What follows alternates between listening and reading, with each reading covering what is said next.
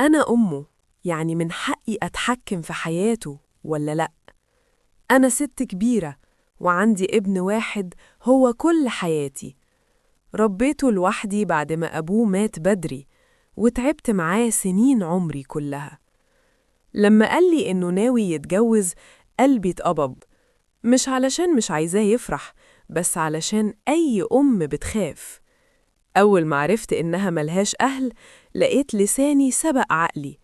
قلت كلام ما يتقلش، قلت دي ملهاش أصل ولا فصل. ما فكرتش إنها ست شقيانة بتصرف على نفسها وواقفة لوحدها في الدنيا.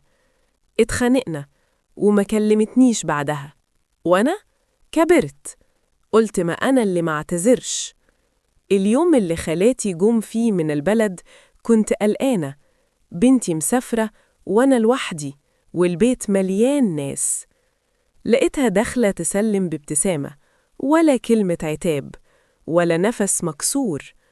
دخلت المطبخ وطول اليوم على رجليها، طبيخ، غسيل، شاي، قهوة، ولا مرة سمعتها بتشتكي.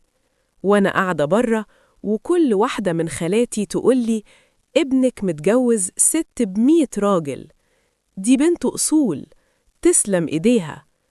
ساعتها حسيت بالخزي، افتكرت كلامي وافتكرت إني ظلمتها. طلعت لها فوق، حضنتها، وحسيت إنها محتاجة الحضن زي ما أنا محتاجاه. قلت لها سامحيني، انتي بيضتي وشي.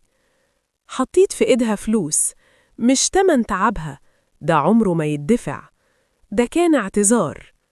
اليوم ده علمني درس، مش كل اللي ملوش أهل ملوش قيمة.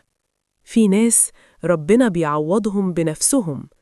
ومن يومها بقيت أقول دي مش مرات ابني، دي بنتي.